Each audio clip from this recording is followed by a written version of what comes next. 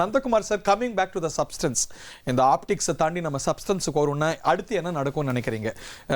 இன்னும் கொஞ்ச நேரத்தில் அமைச்சரவை பட்டியலை எதிர்பார்க்கலாமா, இல்லை ஒரு ஃப்ளோர் டெஸ்ட் ஆளுநர் சொல்லுவாரா, பதவியேற்பு விழா நாளைக்கு நடக்குமா, இல்லை கொஞ்சம் இதெல்லாம் கிளாரிட்டி வந்தப்புறம் நடக்குமா? What are your guesses? நம்ம இனி கவனிச்சு பார்க்க வேண்டிய முக்கியமான அம்சங்கள் என்னன்னு நினைக்கிறீங்க நந்தகுமார் சார்? இல்ல, பதவியேற்புங்கிறது அவங்க சீக்கிரமாவே முடிச்சிருவாங்க. மேபி அவங்க நாளைக்கு கூட இருக்கிறதுக்கு வாய்ப்பு இருக்குன்னு சொல்றாங்க. நேரு ஸ்டேடியம்லாம் அதுக்கு இட்ஸ் கெட்டிங் ப்ரிப்பேர்டுன்னு சொல்றாங்க.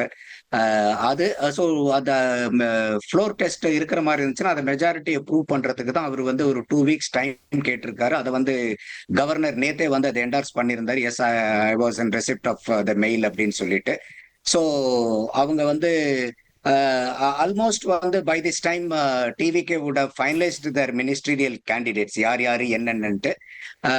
அது வந்து மேபி அவங்க பதவி ஏற்கிற அன்னைக்கு தான் அவங்க மேபி அனௌன்ஸ் பண்ணுவாங்க. ஏன்னா இப்ப காங்கிரஸ் வந்திருக்கு, வேற சிலர் வரும்போது அவங்களுக்கான இடம், அவங்களுடைய பிரெஃபரன்ஸ் இவங்க ஒன்று கொடுக்க தயாராகலாம்.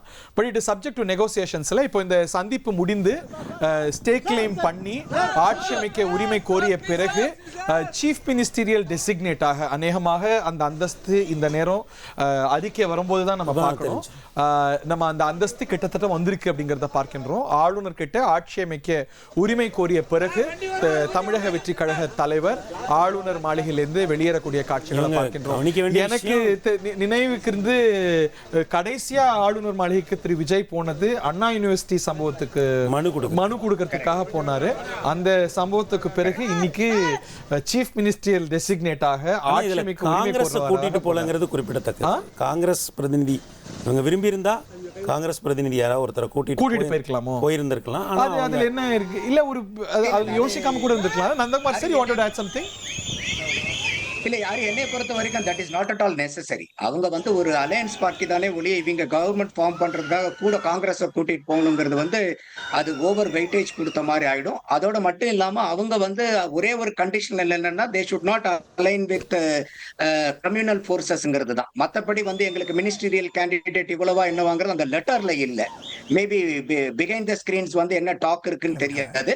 சோ நார்மலா இந்த மாதிரி இருக்கும்போது ஒரு காங்கிரஸை கூட்டிட்டு போனாங்கன்னா அது டிவிகேக்கு வந்து இட்ஸ் பேக் ஃபுட் ஆன மாதிரி ஆயிடும். கவர்னரோட பேக்ரவுண்ட் என்னங்கிறத பார்க்கணும்ல. சோ அதெல்லாம் அந்த இல்ல, கவர்னர் பேக்ரவுண்ட் என்னவா இருந்தாலும் ஒரு இது வந்து it is completely the prerogative of TVK and its leader mister Vijay.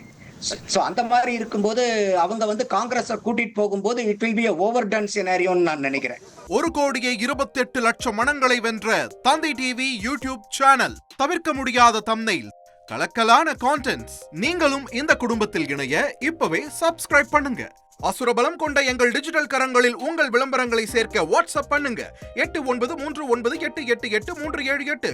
Email advttv@dttv.in.